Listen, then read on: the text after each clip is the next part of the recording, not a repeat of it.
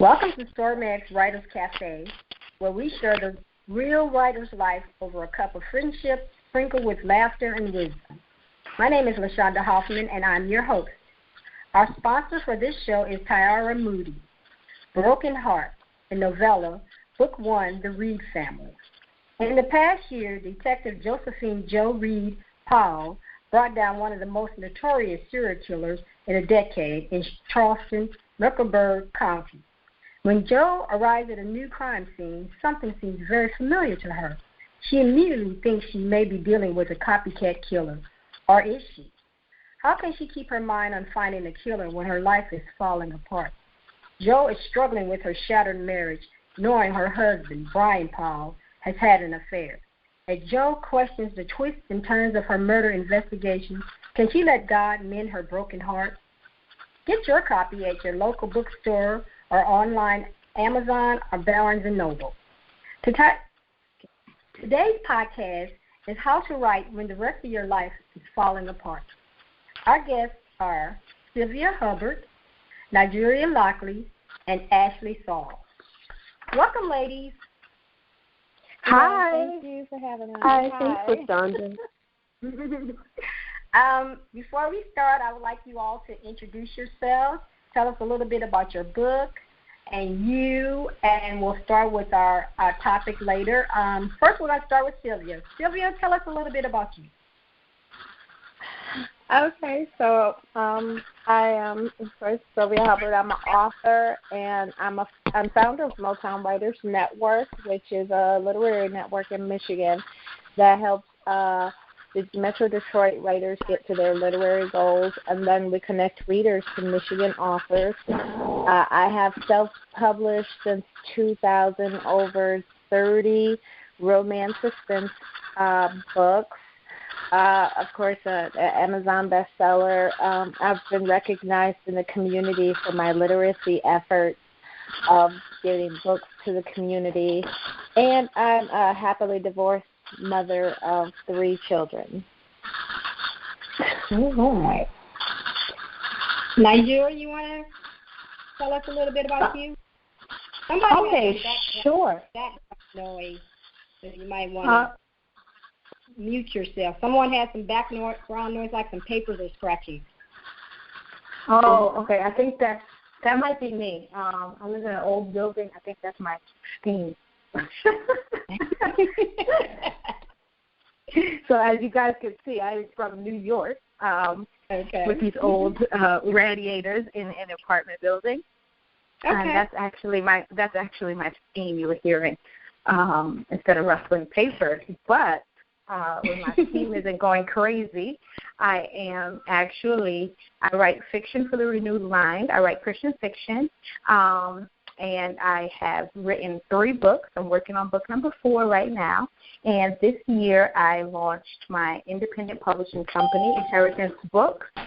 And we are also offering coaching services for authors and marketing and branding solutions for authors and other creative entrepreneurs. Ooh, that sounds good. Yeah, so far it's been pretty good. Oh, good. Ashley, you want to tell us a little bit about you? Sure. Hi, guys. I'm Ashley Saul. I have been a self-published author since 2013, and I focus on Christian inspiration. My first book was a devotion, and I'm actually working on my next series. And through my writing, I use it as a platform to teach, and I help leaders to identify who they are so they can connect with their purpose and their destiny and be able to heal so that they can go forward in purpose and power. Okay. I have read Ashley's book. She took me a nice autographed copy, and so I definitely recommend it for get some motivation each day. Let's see. Okay, we're going to jump. I can't even talk tonight. Jump right into the conversation about how to write when the rest of your life is falling apart. I had someone ask, say on my Facebook page that they wanted you all to answer that question. They think that's a good question. How do you write when the rest of your life is falling apart? So we'll start with that first question. Anybody can pop in, or we can stay in the same order that we went in. Well, okay, so I'll just go first. Okay, so in 2013, like my whole life went down in flames in 8 minutes. Like our whole house burned up, and me and my kids lost everything. I was unemployed, so I didn't have any insurance or anything. So we had nothing to make up for it, and we were completely when I literally, it's like 8 minutes, we lost everything. Like the house burned down to the bricks. So, wow. Getting back on our feet, I knew, I went to bed that night, remembering where my flash drives to all my stories were in the house that was gone now. And I think that was the one thing I cried about the most. I had my kids' lives, and I was grateful for it.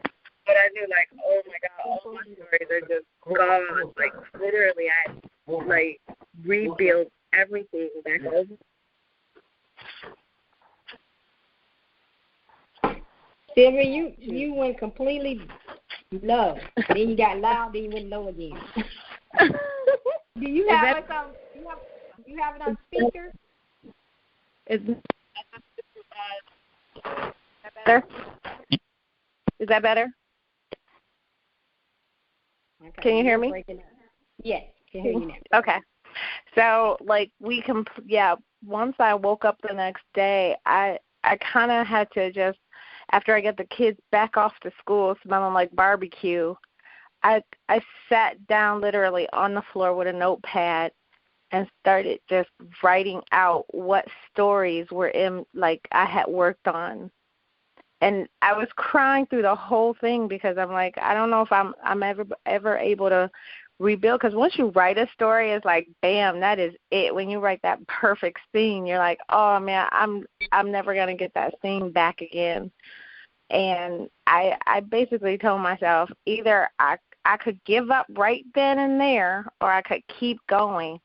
And I'm so glad I chose just to not give up. Because I think if I had, I'd have went more crazy than what I did. So just having that strength inside of you to know that you love writing more than anything in the world, and that you can't stop, and if you stop, you die, like Isaac Asimov said. I think that's the strength that gave me not only the power to keep writing, but to keep moving on with my life. You really have to know that passion burns inside of you so much to keep it going. Wow, that's amazing. I have lost books because the stupid file corrupted, but to just lose everything, that's just devastating. One book loss is devastating. I can't imagine everything. Right. Everything. I want to give you a hug because I just you're tearing up thinking, oh my God. And it's so funny because I remember the bag, how it looked, how many flash drives was in that bag, where the bag was, where the flash drives were. My brain just completely centers on where that was. What that was like the end of the end when it happened. And once it's gone, it's gone. There's no way to get it back. Mm-hmm. But I had to just kind of use that passion, that fire that was already in me to say, I can do this. I'm good at what I do. I can keep going on. That's amazing. I think that's a testimony to anybody who wants to give up. Okay. Mm-hmm. Did you lose it all? Be quiet. Wow.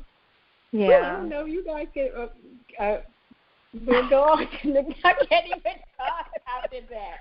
Well, I know you lost everything, but you just I don't know. I just would sometimes you think, well, maybe she got her stuff on somewhere else, maybe on some email list or something like that.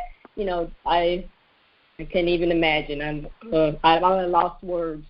You want to pop in? Sure. And so I think for me, I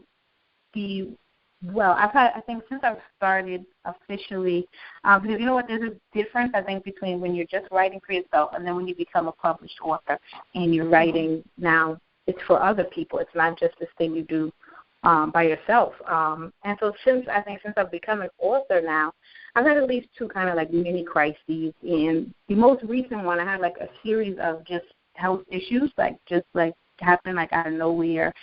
And one day it seemed like I was having a heart attack.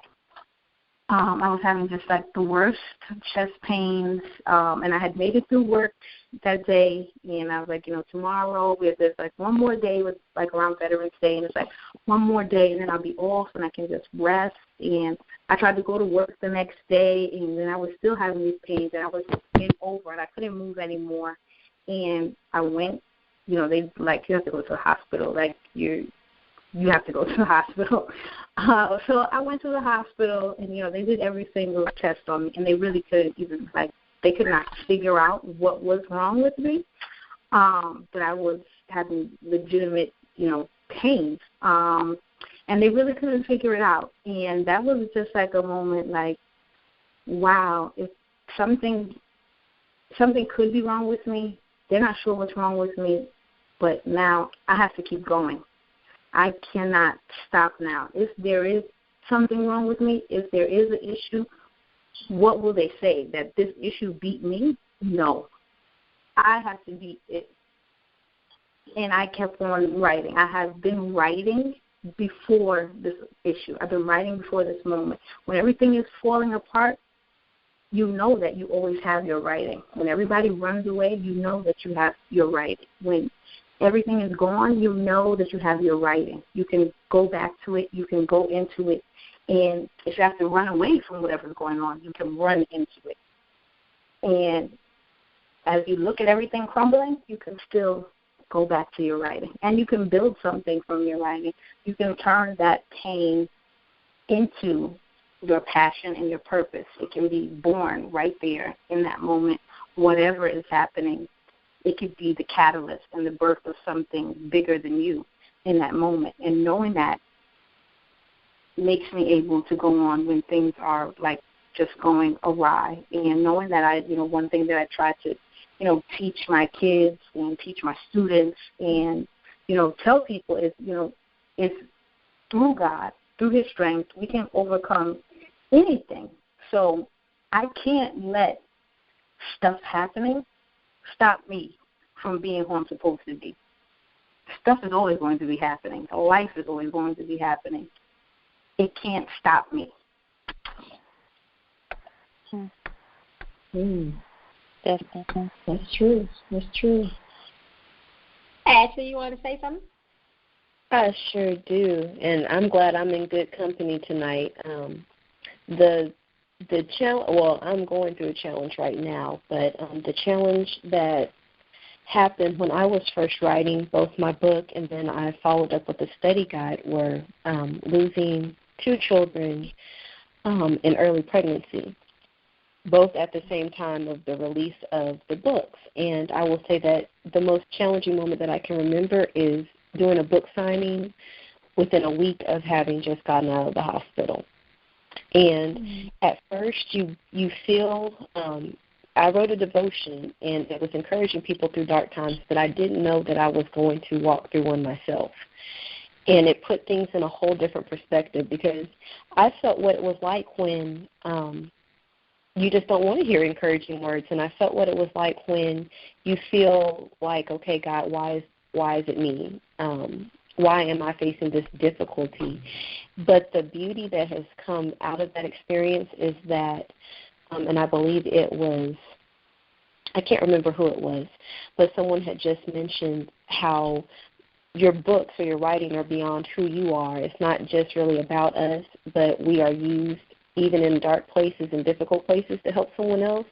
And so I can say that when people read what I've written, because it's authentic and because I walked through some of the places that they walked through, it's healing. So the writing was healing for me, but now looking back, it's healing for other people. So At one time, I would say I would regret having to go through a difficult time like that, and I believe we've all had those moments. But now I can say, I can see the purpose, and that keeps me writing even when things are difficult. Mhm. Wow. For me, because I'm at the time wasn't a published author, when my mom passed, I didn't think I would ever write again because it just was nothing there. There was nothing there. No words. I didn't even want to read books. It was just I was numb. I told people I was the Walking Dead, probably for a year. I had to get up and go to work because I had to feed my family, and that's what I did. I went to work. I sat in my chair like a zombie. Then I came home and I sat on the couch like a zombie. So I didn't do any reading. I didn't do any writing. I don't even know how I focused on Sormeg, to be honest. I just did it. And I needed to get what I felt out. And so I wrote a blog post. Why? And then I wrote another blog post. And that's what helped me get the grief out, talk about the grief. Nobody talks about grief. And so when I'm feeling something, I go Google it. I got to go find information about it. What's going on? Why I'm feeling like this? And why am I crying constantly? I can't stop crying. You would think you don't have any more tears, and it just keep crying. And nobody wants to talk to you about it because they don't want you to be upset or they don't know what to say, So I just wrote, and I think, like you said, it was very therapeutic for me. At that time, I didn't think it was therapeutic. I just need to get those feelings out, how I was feeling, And I posted it on my blog, and later on, people would send me messages saying how I felt helped them. One of my girlfriends, I didn't even know she read the post. We go to church together, and she sent me a message, and she said, "Your post helped me understand what my husband was going through. He had lost his father." She said, "I didn't understand, but you made me understand." And I was like, wow. And she didn't tell me she was reading it. She just went on there and read it, So I think that as a writer, even when we're going through the hard times and stuff,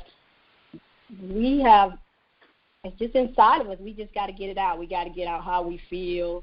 Even if you don't write how you feel about that moment, even you do a scene for some book 10 years later, those feelings that you felt at that time is going to come back up to the surface so you can write it out and you can explain it. And I think that's our gift, is that we can get our feelings out and be able to share it with other people. Some people can't do that, and I feel bad for them because they keep it all bottled up inside. And as writers, if nothing else, we put it in a journal somewhere and hide it up. Somebody else will read it 20 years from now, but we get it out, hopefully. Mm-hmm. So I think that's a good thing about when you're going through the rough times, that you can't have an avenue to get those feelings out versus just keeping them inside. Definitely. Okay. I mean, all of us have been through some stuff. Oh, my goodness. Okay, so I want to talk about positive stuff now. I had asked a couple of people in my Facebook group to ask some questions because I wanted to be more about helping other writers rather than it just be me asking my own questions. And so Eva Jordan Johnson, she posted the question of, how do you stay focused when all this is happening to you? And we'll just stay in order, Sylvia and Nigeria and Ashley. Well, it was actually a constant of a struggle, like every day. Like I said, I immediately sat down and wrote out what I needed. And then I remember the next day I got back up and wrote like a list of what needed to be done to get back to where I want it to be. And it's funny because as I went on this journey of every day writing down like my writing to-do list, I think writers are the worst at writing down what we need to do. Yeah. Everybody else will write everything out, but we're like, oh, yeah, we don't need to write that. But it was actually really helpful in keeping me focused on, okay, I did this, and then it gave me like a completion. Well, I realized baby steps counted too. I had to accept that because like when things weren't normal, because I'm like, okay, a week ago I had all of this and now I'm here. Why, but then you realize, like she said, you do have to go through the storms in order to get the rainbows. So I had to keep writing constantly in order to tell myself, stay focused on these little things and this big thing and this over here, and then I'll be able to handle, what I can't do and what I can do. Because you will literally drive yourself crazy with what you don't have, and you will drive yourself like insane with what you didn't accomplish or what everybody else has and what you don't, what's not around you. So I needed to write those things down to see, okay, I did accomplish this. Okay, I didn't get to this, but I did address it in some kind of way. And it kind of kept me focused, like where I'm supposed to be and what I'm going to do the next day. So the list got bigger and longer. And, I mean, as you move, when you're moving forward, it feels so good because once you stop, you're like, oh God, I need to move forward, because if I stop, I'm gonna literally die, because you're trying to walk away from something that you didn't want to lose anyway. So that's how I stayed focused, though, was writing those lists down. It's just like, and I still have like a couple of journals where I just little lists, like every day wrote something down that this is what I need to do, accomplish every day. That's a good way to look at it, too. Yeah. Wow, that's good. Then you can go back and look at what you completed. Wait, what'd you say? I said at least you can go back and look at what you completed. Right. And it was like, like I said, like baby steps counted, because you felt you did do something, even though it felt like you had nothing, because writing is not something anybody else can see. Only you know what you do. So it wasn't anybody there telling me, oh, wow, you did this, Sylvia, you did this. So it was like that kind of helped me see I did do something. I am doing something. I'm moving forward. So, yeah, that was my cheerleading.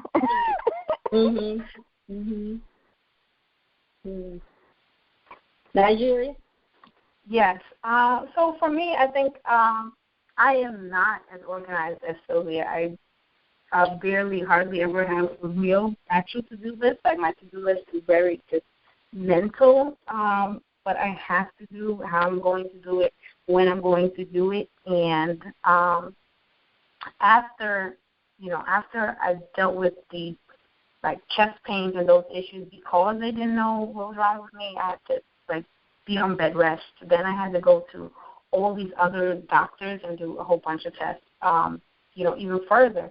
And it was still like this pressing thing that was really for me on my mind and in my heart and in my spirit, was just that idea, if this is the end, I want my best work left here. If I don't come out, if I don't make it out on this, when they go through all the files, when they go through everything, and they're dividing all of my, leftover belongings, my remains, whatever they find, I want them to find the best of me. So every time that I found myself with downtime, with free time, with whatever time, that was how I was able to remain focused, was still thinking, this is what's going to be left of me. This is going to be what they say about me. This is going to be my legacy. This is going to be what remains. So I talked a good talk, but did I really walk that walk? And so that idea just helped me to remain focused. Am I who I say I am? And so I'm all about just hard work, dedication, direction and focus. Like that's me all the time. So it was like, okay, now I have a real roadblock. How do I stay on top of things with this real, actual roadblock? Because sometimes the roadblocks we have are things that we've just invented for ourselves, and we just want to procrastinate and make them into something, and there's stuff we can just kind of slide over. But it was now becoming this real thing, and it didn't stop. Up until December, I was still like going to the hospital, still going, and just going back and forth. I had to go to the emergency room, and it just was like, oh my gosh, is this ever going to stop? And I have not been sick literally since I gave my life to Christ. So it was like this sick idea was like brand new for me. All of a sudden, it was like, oh, wait a minute, this is old life stuff. Wait, where did this come from? I've been being healed for a long time. What's happening to me? So it was hard to focus on that and focus on writing. But once I was like, okay, if this is a real thing, how do I want to be remembered? Did I give into this, or did I give my all?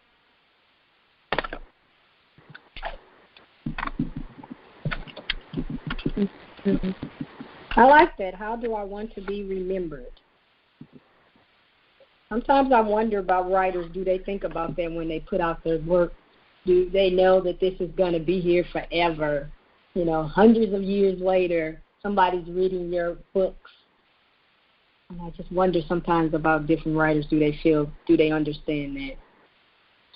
I think not. I think maybe in the moment, if I didn't have that issue, previously while I was writing, I did not think about that at all. But once it felt like, oh, you know what, I've been saying I want to meet Jesus. I might be meeting him real soon. What's everything else going to be like? Okay, well, wait a minute.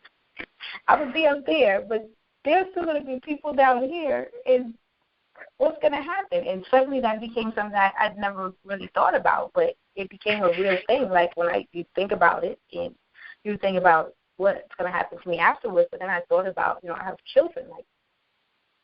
What are they going to see in the end? What's going to be their memory of me? That I told them they could do anything they wanted, but I didn't do anything I wanted? Mm. Wow. That's deep. Ashley? That's a good one, y'all. All of them have been good. For me, I have two things. One of the things that's been big for me is accountability. And accountability, not with the best way I can put it, Job, when he was going through his trials, he had friends, but they didn't always say what was in his best interest. Sometimes we have those people who let us wallow a little too long, or they, when we're going through difficult things, they don't really know the wise things to say. So I try to keep people around me who are good accountability, who will allow me to have those times where I just need to step back and have times for self-care, for reflection, for journaling, but then at the same time are courageous enough and encouraging enough and know the call enough to say, okay, now it's time to keep going, because there's a purpose behind what you are called to write. It's not about the money, and I know sometimes as writers, especially now, you see so many different programs who say, just write so you can make money. But we don't write, and I don't believe anyone who's on here is just writing just to write, but we're writing with a purpose.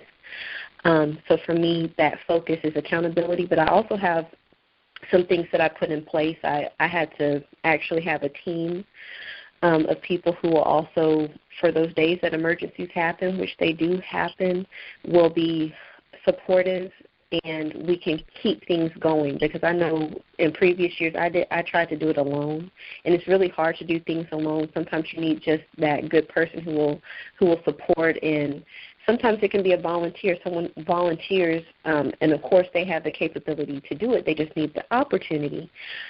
So that has really helped me to stay focused as well, that I have other people around me who are going to say, hey, what's going on? Is everything okay? Do you need a break today? But when you don't need a break, hey, this is what's before you. How can I help you to bring this vision to pass? So that has helped me. That's good. Those all three are good to stay focused. It's hard to stay focused when you're going through, but like you said, if you have somebody there to pull you through, to listen to you whine, and then say, okay, suck it up and let's go on to the next thing. That helps a lot, I think. That really does help a lot. And learning not to do it by yourself. That was a really hard thing for me, was to let go and let other people help me. You know, that you can ask for help and it's okay. I always thought that being an entrepreneur, you do it by yourself, and you don't have to do it by yourself. And once I learned that, it opened up a lot. It helped a lot in talking, about it. And some people don't know you're going through things. They just think, you're just smiling. You gotta. You're on Facebook. You're all happy-go-lucky, and they don't know that you might not even be sleeping in a bed tonight. So you're sitting beside somebody at the hospital all night.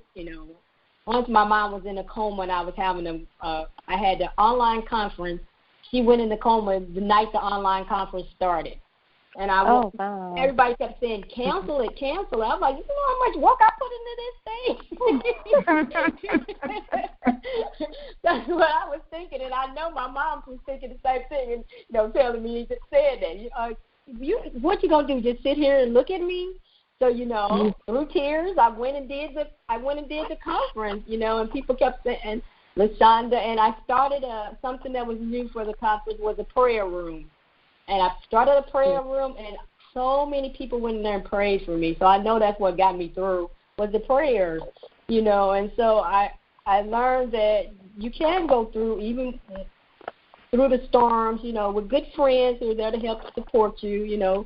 I had people that stepped up and helped with the conference that I didn't ask to help, but they just did. They were like, you just sit back and enjoy the conference and let us hope, And so it went well, but I could have been like, no, I got to do everything, And so I think when you stay focused, if you have help, it does help a lot. Okay, our next question comes from Kimberly Golden Mulgreen, and she says, what tips can you give for prioritizing writing even when there's so much to do? Okay, repeat that one more time. She says, what tips can you give for prioritizing writing even when there's so much to do?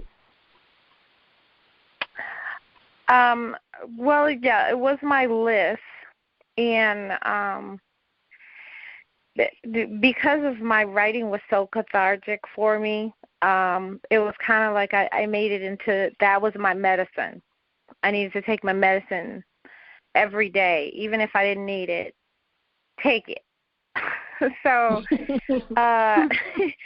it was kind of I put it that way because then I knew, when I wrote, even if I was stressed from that day of trying to deal with, okay, we were still homeless, running around trying to get my kids some clothes, trying to find, the food we needed, getting back on, aid again, which you don't want to do, but you got to do.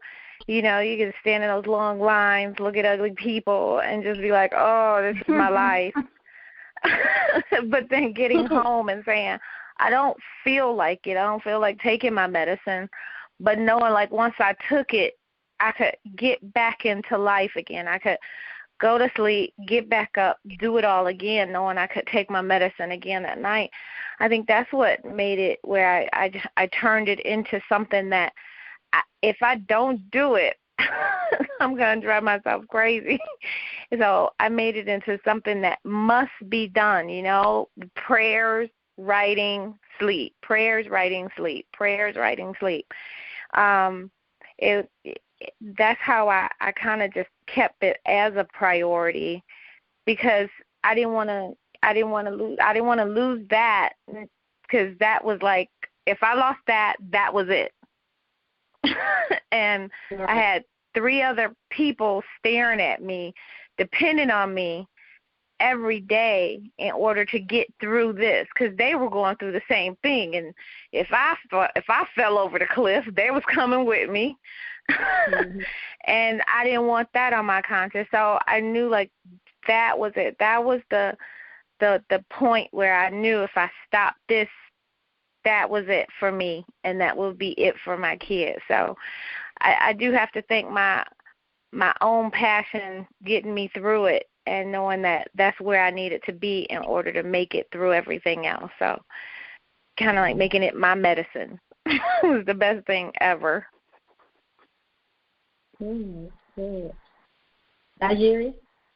So for me, it's not medicinal, but it was more like stealing. I had to get on my, Malcolm X, and by any means necessary. You steal time. You to prioritize the writing. You steal the time. So the spaces where there are gaps and holes in my schedule are the spaces where I get the writing done. And again, by any means necessary. My second book, I wrote over like 45,000 words on my cell phone on my commute to work. Hours, going back and forth. Boom. I'm writing right now. I'm not on this subway. I'm writing right now. If it's too crowded for me to take my laptop out, take my cell phone out, get to typing, get going, and get it done. When I take the kids to their dance lessons, Mom, you can leave. It's okay. I'll stay in the lobby. I'll stay in the auditorium. I'm getting this done right now. So any place where there's a pocket of time that I'm not actually using in a productive way, that becomes my writing time. And anytime there's anything else that is just in the crosshairs and the crossfire, like you want to in your mind, you want to sit down and you want to do Emily Dickinson and sit in your attic and type and write all day. But then the reality is you can't do that. So when I have those moments that I cannot write under the ideal conditions I've set up in my mind, I'm still going to write by any means necessary. All right. Ashley? One thing for me I had to learn, because I'm very type A, working on it, but I always like a schedule, and I used to feel really, really bad when I wasn't on a certain schedule, but we're talking about when life happens, and when life happens, it doesn't really care about your schedule, so you can't use your schedule as an excuse, or you can't be so strict with your schedule that you're not flexible, at least for me. And so when I want to stay focused, I make writing a priority, not necessarily writing for a book per se, but for me, Evernote, sometimes I use that. I'm walking around the park. I'm just enjoying myself. I'm enjoying my day. But at the same time, it's time where I can be creative and not, again, just being so strict on myself for a specific time. So for what I do is I just make it a priority. If I'm not doing that, then I might be journaling. So I do keep it a priority to make sure that I'm writing, but not necessarily it's for a specific book. That way I don't get out of practice when things happen. And also it keeps me creative so I don't burn myself out from writing. Mm-hmm. I was talking to a client yesterday, and she's going through some things with her husband. He's going to be in the hospital, and she was saying she didn't have time. And I said, I'm going to tell you some times. And I said, when he goes into surgery and you're sitting in the waiting room waiting, you're just waiting. That's your pockets of time that you squeeze in to do your writing. Yeah. Going, if you can't write there, go into your car, go into the bathroom. One of the things that I did last year was download the Dragon app. And I love it because it helps me. I can talk, and it types up everything that I'm saying. Because I use Evernote. I'm like Ashley. I love Evernote, but you got to type all that stuff in there, and I I hate that. But with the Dragon, I can just talk, and I talk up some stuff. If I'm most of the time I'm in the car, and I can just get my little. I'm driving for 15 minutes, and I'll say, I got this idea. I get to the red light, I push the button, and I'm talking, and I can talk all the way to work, and get my stuff down. I used to you record it, and then I would never go back and transcribe it, and so that's why I love the Dragon, because it transcribes it for me, and I can, sometimes it's all mumble jumbled together when you get it, but you can take it and, you know, dissect it versus trying to dissect it as a audio. So that helps me to. Most times when you're going through stuff like that, you don't have a schedule. Stuff happens. You know, maybe they have emergency surgery. You got to go. You got to go right then and there. You didn't bring your laptop with you. You know, the smartphone helps so much. You know, I know for me, if it's nothing else, I could do promotion while I'm sitting there in the thing. I got my pictures on my phone. I got to hit some promotion things, you know, send stuff out. So, you know, you can squeeze stuff in there. You just, you know, now sometimes you just be stressed completely out and your mind just is fried. It can't do nothing. It's numb. And so, but don't beat yourself up about it because you couldn't write. You know, some days you just have those days when you're just a walking dead. You're a zombie. You're sitting there. And you, as a writer, we have the habit of thinking we got to write all the time. But sometimes you just need to let your mind be at ease and not be upset about that. So, yeah, that's one of the things I've learned about prioritizing. You know, I know that I can't write every day. So when I do write, I want to make it productive and get the stuff out there. We have a question from Marsha Malcolm, and she wants to know, how do you slow your mind down long enough to write? And I was just saying that. Yeah, how do you? I think it depends on your mind, because my mind never slows down. Right. I was kind of thinking that too. Like I don't know, my mind is on 10 while I'm writing. It's not slowed down. Right. So I think maybe she means like, how do you filter like everything else that's going on in the world, like put life on pause for us to get into the life of our story, or to get into our, if you're doing nonfiction, focus on your topic. I think maybe that's what you mean. Yeah, pretty much, because I get that question a lot because, Lashonda, you know my schedule. I'm doing everything all the time, and most people think I don't even sleep. They think I'm either I'm hopped on caffeine, or I just have some kind of medical condition. But I actually had to pull a trick that I've learned from writing for so long, is that usually when I'm writing a book, I put a song to that book. So this song makes me feel like I can feel the characters, I can feel the story in the song, and this is kind of like my Pavlov's dog to this book. So when I play that song, it kind of gets me into that mood to write that book. And going through what I had to go through, music was my best friend. And I had lost all my music, too, because my phone burned in the fire, too. So everything I had on my flash drive, all my music I had downloaded and saved was like all there. So when I got my new phone, I had to immediately find the songs, like to relate songs to, you know, the new stories I was trying to write and the old stories I was trying to get back into.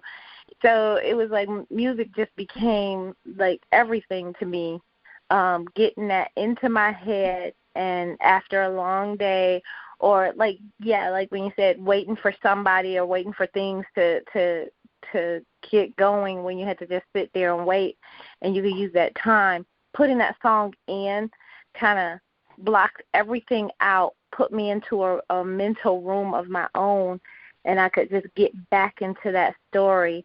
If I couldn't write out and I needed to just think about the story, like where the new scene needed to go, what the characters needed to say or do, I could play that song like throughout the day. So by the time I did get that time to write, I was already like ready to write. Like I already knew what I wanted to do and put it on that paper.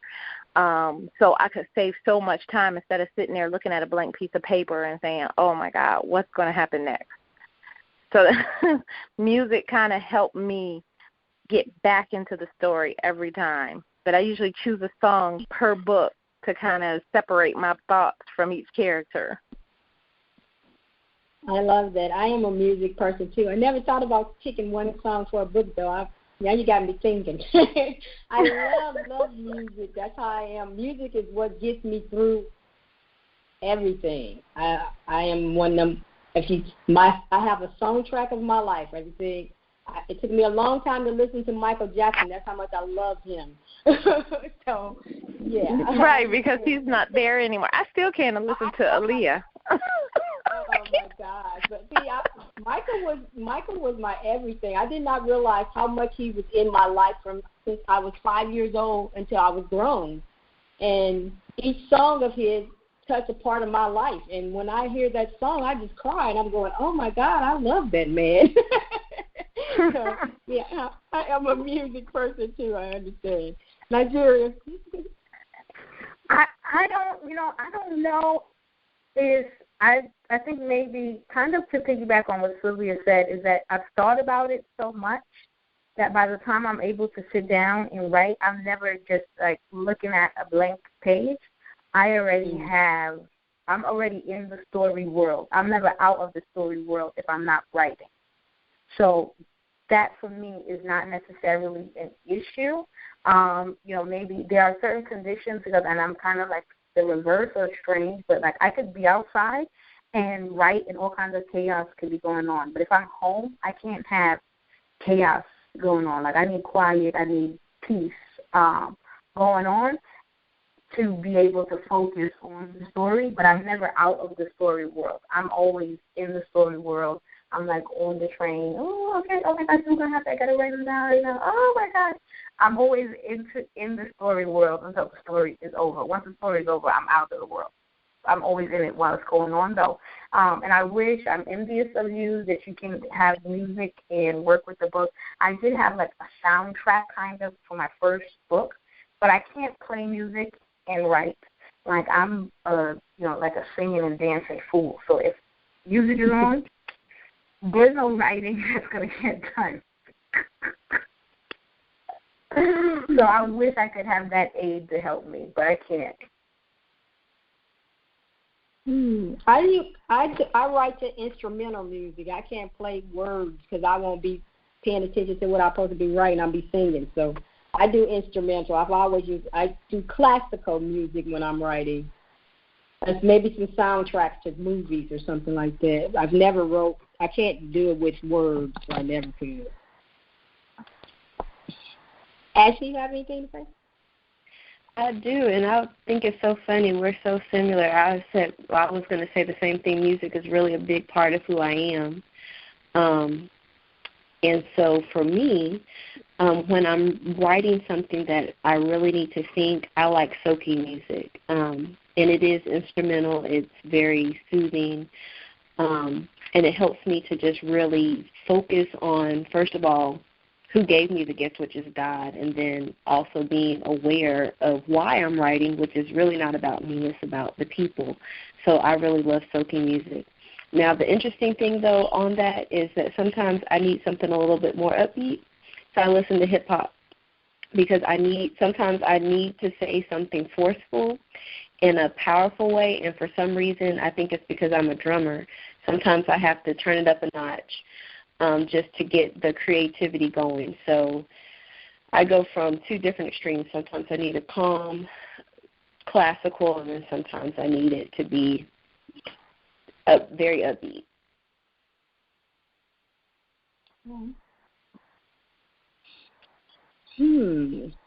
Those were good tips, ladies. Good tips. Are you morning writers or night writers? Night. I'm definitely like night. I basically I'm night everything. I work night. So I write at night at my best. I'm like at 3 a.m. I'm wide awake. I get into that nightly thing of just being up there and feeling everything, to put the words on paper.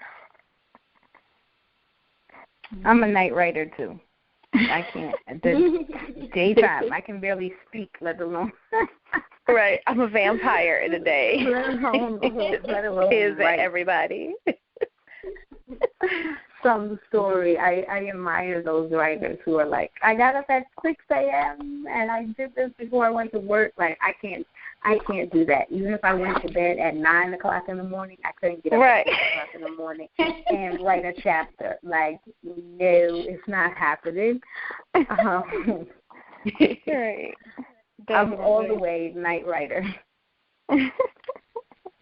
And I was a former night writer, and I'm one of those morning writers. So 3 a.m., when it's nice and quiet, I will be up 3 a.m. to 6, just because I know that everything is quiet, which is really a surprise because I was really a ride or die night writer, and then I've been so shocked that 3 a.m. to 6, that early morning is a good time for me. That's strange. I've always been a night writer. I used to beat myself up because all the best writers always said they got up early in the morning and they wrote before they went to work. And I could barely open my eyes. I used to think that was wrong with me because I was like, I can't get up and write like that. But I'm up to, 7 o'clock writing. So I don't know if it's because I'm getting older or my body changes, but it wakes me up sometime at 3 o'clock in the morning. Actually, I'm up 3 to 6 sometimes. And so I get that lovely Evernote out, and I'm typing little things because my husband probably going, what in the world? I'll get a little light on trying to type stuff. That's when it comes to me at 3 o'clock in the morning. I'm like, really? Seriously? Can't wait till 9? But I don't know. That's the writer in me. It just pops up in the time frame. So, ladies, I have really enjoyed our conversation and learning more about you all and the storms you went through and how it made you stronger. Can you tell us how we can get in touch with you, your email, your website, whatever? Okay. It's SylviaHubbard.com is my website. For my organization, it's MotownWriters.com. I'm pretty much Sylvia Hubbard everywhere else on Facebook, Twitter, Instagram, Periscope, everywhere else. If you type in Sylvia Hubbard, you definitely find me at the top of the list. So that's how people can always contact me, ask me questions or anything like that. Thank you. You can find me at my website, NigeriaLockley.com, if you want to get in touch with the author, and if you want to get in touch with the publisher or the author coach in me, then you can find me at inheritancebooks.co, and I'm on Facebook, Nigeria Lockley, Instagram, Twitter, although I'm not a great tweeter, so I don't know if you want to go there, but I am everywhere. Nigeria Lockley, at New Nigeria, Instagram, Twitter, everywhere. But again, I'm not a good tweeter, so see me everywhere else, though. Okay. All right, and for me, I'm at ashleysauls.com. And if you want to email me, that's ashley@ashleysauls.com. And I just recommend everyone go to the website because all the social media tools and connections, you can get connected there. For Twitter, I'm always on Facebook, Periscope, and those are the main ways to get in touch with me. Okay. I have one final question. What advice would you offer someone whose book is about to be released and they are hit by a storm? Keep going. When you're going through hell, they always say keep going. When you're at the bottom of the bucket, you pretty much can't go anywhere but up. And just know that your message. So the item that you have created, know that you have to. It wouldn't be worth it if you didn't have to fight to get it out into the world. And just know that once you get it out there, once you struggle through everything you had to struggle in order to make it happen, that it is going to be worth every ounce of joy that it brings back to you. They that sow in tears shall reap joy. I am firmly with Sylvia. Keep going. Do not stop whatsoever. Don't look to the left. Don't look to the right. Keep going. Look at your target and look at your destination, because when you arrive there, you're going to be so grateful and so glad that you made it and that you did not give it up for the temporary situation. Even if it is chaotic, it is chaotic. It's only for a moment. It really is not permanent. Even though it seems consuming and all-consuming at that moment, it really is not permanent. There's something on the other side of it, so you've got to keep going until you get to the other side of it. Yes. And my takeaway would be, weeping may endure for a season, but joy comes in the morning. And a lot of times we don't know that through tears, through hard places, those are preparation for joyous times, and times of rejoicing, that we not only will we be able to appreciate them, but then we can also know that we're helping other people along the way because we're being genuine authors. So that would be my takeaway. Thank you. I would like to thank our sponsor for this episode, Tyara Moody. If you're a writer, you will want to add to your library her book, The Literary Entrepreneur's Toolkit, Building and Managing an Online Presence for Authors. Visit Tyara at tyaramoody.com. I want to thank you, ladies, for being part of the SOARMAG Writers Cafe. I want to thank our listeners for taking time to listen to the podcast. Please feel free to write a review and let me know what you think of this episode. If you have a topic you want us to discuss in the cafe, send your suggestions to lchwriter@gmail.com. This is LaShonda Hoffman, and I'll see you on the next.